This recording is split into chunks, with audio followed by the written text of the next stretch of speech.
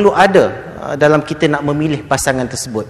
Kalau saya baca ataupun novel-novel ustaz yang adakah watak-watak seperti Fahri, watak-watak seperti Ana dan juga Khairul Azam tu boleh dikatakan sebagai contoh ataupun ciri-ciri yang terbaik yang seperti yang ustaz boleh bagi contoh dalam filem-filem ustaz sebagai ciri-ciri wanita, ciri-ciri lelaki yang terbaik ke arah melahirkan batu muslim, ustaz. Macam mana, ustaz? Ini menarik sekali ini pertanyaannya ini. Tapi sebelumnya, sebelum saya jawab, saya bisa minta ke salah satu orang untuk maju ke sini. Kita nak tanya dia. Ya, boleh. Boleh ya? Sila, ustaz. Yang di depan tuh. Maju sini, Mas. Iya, yang tengok ke belakang tuh ya, maju sini. Maju sini, maju sini. Maju sini, tak usah malu, sinilah. Maju, ya. Ke sana, Mas. Ya. Tengok sini ya. Siapa nama? Lukman. Masih pelajar di sini ya? Belajar di sini. Udah tahun berapa? Sekarang ini tahun akhir. Tahun akhir. Sudah nikah belum? Of course belum. Belum nikah? Belum nikah. Bila mau menikah, udah gemetar dia itu, lihat tuh. Bonus. Sudah seperti mau dinikahkan saja ini. Bila nanti mau menikah, istri seperti apa yang kamu cari?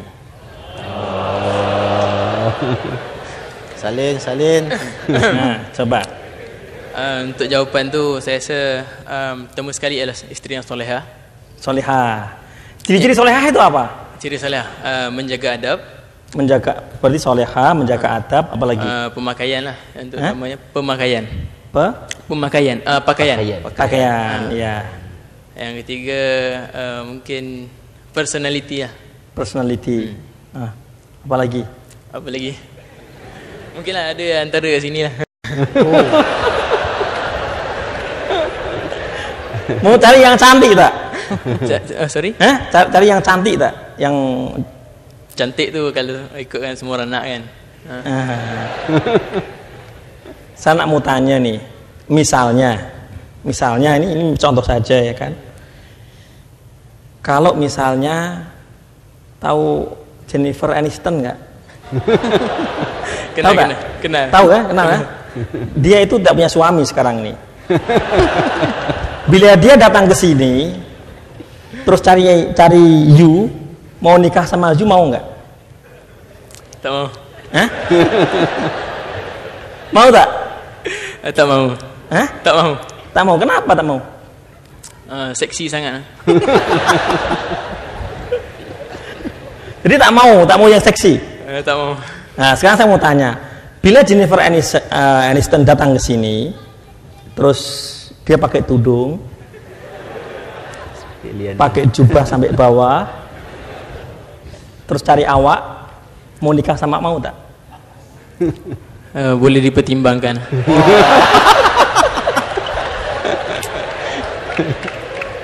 Boleh dipertimbangkan.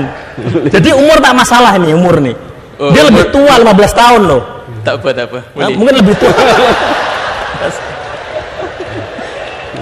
Janji fikra Islam lah. InsyaAllah. Oke, dah silakan kembali ini. Ini menarik. Semoga nanti Jennifer Aniston datang ke sini ya. Pakai tudung gitu.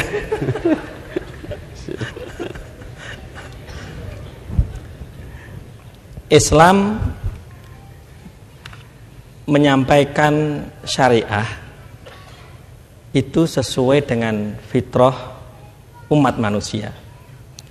Tadi apa yang disampaikan oleh Ustadz Hasrizal tadi indah sekali tentang peraturan-peraturan yang ada, aturan-aturan Islam itu sama sekali tidak untuk mengekang kebebasan kita, tetapi untuk menjaga kita. Rasulullah ketika memberikan satu wasiat kepada kita tentang bagaimana memilih jodoh kita, itu tidak berarti Rasul membatas-batasi kita, tidak. Tapi Rasulullah ingin menyelamatkan kita supaya kita memiliki pasangan hidup yang terbaik. Rasul bersabda, tungkahul mar'atu li arba, lima liha, wali jamaliha, wali hasabiha, wali nasabiha, fadfar bidzatiddin taribat yadak. Perempuan itu dinikahi biasanya karena 4 hal. Jadi manusia menikahi seseorang itu biasanya karena 4 hal. Yang pertama kali karena hartanya biasanya. Jadi seseorang pemuda itu menengok seorang perempuan karena hartanya, karena dia kaya, karena dia punya harta. Maka ada di Indonesia anak muda rela menikah dengan perempuan yang umurnya udah 65 tahun. Padahal umur dia baru 25 tahun. Tujuannya apa? Karena perempuan itu kaya raya, dia berharap nanti 2 tahun lagi meninggal dunia. Ya kan? Itu karena hartanya. Hadis ini memang kalimatnya perempuan dinikahi, tetapi sebetulnya juga berkebalikan juga. Perempuan pengen menikah juga biasanya kepada lelaki-laki yang kaya, yang karena hartanya biasanya. Ini pula terjadi di Indonesia juga. Saya nggak sebut Malaysia, ya kan? Di Indonesia ada. Dia, saya contohkan dunia artis lah. Ada artis pelakon, dia cantik, ya, masa depan dia masih cerah. Kalau dia mau cari pemuda yang seperti tadi pun bisa, ya kan? Kalau biar dia datang ke sini, artis itu pakai tudung pasti dia mau. Tapi aneh, kita tidak habis pikir. Masih muda, kemudian dia punya kemampuan, tiba-tiba dia nikah dengan seseorang yang sudah punya cucu. Udah punya cucu ini. Ternyata karena dia punya perusahaan besar, punya perusahaan, punya company, itu kan? Karena hartanya. Ya. Berikutnya dinikahi karena li jamaliha, karena kecantikannya biasanya. Orang tengok, oh wajahnya cantik dia, tak peduli kadang seringkali orang itu. Ya kan? Kalau tadi masih baik ini cocok jadi suami tadi ini. Bagi siapa-siapa saja yang belum menikah tadi cocok gitu. Karena dia bilang yang seksi tak penting kata dia. Li jamaliha, sering karena cantiknya. Ya. Yang perempuan juga sering karena dia tampan, dia handsome. Yang berikutnya kadang menikah itu karena kedudukan sosial di masyarakat dia. Dia orang penting, ya. Dia orang yang terhormat. Dia zuriat dari misalnya raja kah, zuriat dari sultan kah. Jadi karena hasab, karena nasab berikutnya, ya. Karena keturunan. Seringkali karena itu pertimbangannya, ya kan. Tetapi Rasul menyampaikan kepada kita, kalau kita mau pilih pasangan yang aman, kita berlanjut sampai akhirat. Fadfar bidzatiddin taribat yadak. Pilihlah yang memiliki agama, yang beriman kepada Allah, beriman kepada Rasulullah, yang memiliki akhlak yang baik tadi itu, akhlak yang baik. Fadfar bidzatiddin taribat yadak. Insya Allah kalau itu yang kita jadi tolak ukur yang pertama, standar yang pertama nomor 1, bukan berarti Islam mengharamkan karena hartanya, enggak masalah, tapi nomor 1 agama. Baru kemudian setelah agama aku mau cari yang cantik, enggak masalah. Nomor 1 agama dulu. Timbangan utamanya adalah agamanya. Tidak diharamkan. Oh cantik aku suka, itu hal yang manusiawi. Aku pengen yang ada, enggak ada masalah, tapi nomor 1 adalah agamanya. Taribat yadak, kamu akan beruntung, enggak akan rugi. Saudara-saudaraku yang aku cintai karena Allah Subhanahu wa taala, seringkali terjadi kalau kita tengoklah yang paling jelas itu kan kalau dunia selebritis begitu ya. Sebenarnya mereka itu kurang apa, saya mau tanya. 2 orang selebritis kalau di Indonesia juga sering terjadi perceraian. Hampir setiap tahun, setiap bulan di Indonesia ada perceraian di kalangan selebritis. Yang laki-laki dia punya semuanya. Dia punya harta. Ya. Dia tampan.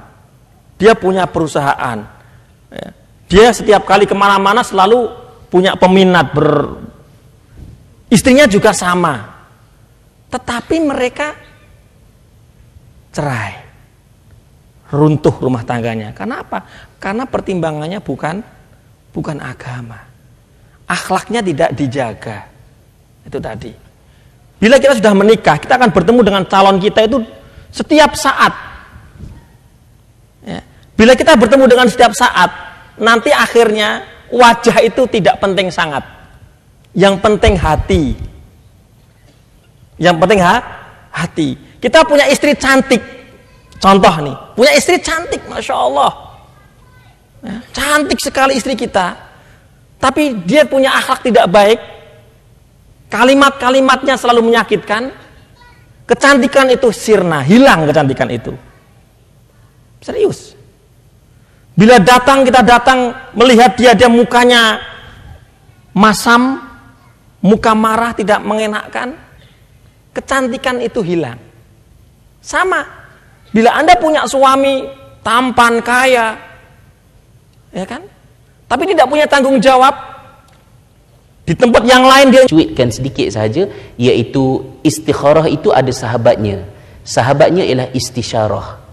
Bukan sekadar kita beristikharah, tetapi juga kita beristisyarah. Istisyarah dalam arti kata kita berusaha mencari maklumat yang Ustaz sebutkan tadi, berbincang, mempertimbangkan antara buruk dan baiknya. Setelah istisyarah itu selesai, maknanya usaha manusia dah selesai, maka keputusan akhir yang dibuat itu dengan istikharah, berarti kita menyerahkan keputusan akhir yang kita buat itu kepada Allah. Maka pasti keputusan itu adalah sesuatu yang baik, walaupun apa sahaja yang mungkin terjadi pada satu ketika nanti, kerana keputusan itu telah dibuat setelah habis ikhtiar manusia dan segalanya diserahkan kepada Allah Subhanahu wa taala. Kemudian bahagian yang kedua, yang ta'aruf tadi tu pun ada dalam buku Aku Terima Nikahnya tu kan, maknanya adalah sedikit-sedikit disentuhkan begitu. Saya pergi kepada soalan yang sahabat tanyakan tadi tentang macam mana nak menjadi yang soleh tadi. Bagaimana, adakah seorang yang soleh harus mencari calon isterinya jangan seperti Ayatul Husna ataupun Anna Altafun Nisa, tapi carilah seperti Iliana, Ustaz, barangkali namanya. Ya, maknanya saya terbaca di forum di Malaysia, di internet, ada orang marah, Ustaz, ya. Dia kata, kenapa Khairul Azam itu mesti mencari calonnya itu seperti seperti Anna Altafun Nisa, harusnya dia itu menikah sama Iliana untuk dakwah. Kan, maknanya kena kahwin dengan artis, kan, supaya boleh dakwah dia bawa. Saya kira itu terpulang kepada masing-masing. Yang penting perkahwinannya itu ada visi dan misi. Sama ada mengahwini seorang insan yang demikian ataupun demikian, tapi macam saya sebutkan tadilah, usahanya mesti lebih kepada menjadi berbanding mencari. Kenapa saya sebutkan begitu? Masa kita duduk di peringkat pelajar, kita ada satu bentuk kehidupan yang ideal, kalau saya sebutkan gitulah. Tetapi selepas kita berumah tangga, alhamdulillah, bila kita terjun ke dalam masyarakat, kita kena culture shock.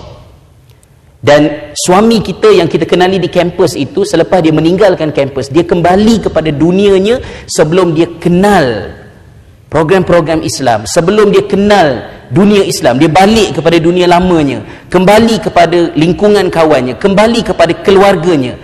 Begitu juga dengan yang perempuan ini pun sama juga. Ketika di kampus, alhamdulillah, dengan bi'ah yang terjaga, dengan program Islamik yang membantu untuk kita meningkatkan jati diri, tetapi sampai kepada satu peringkat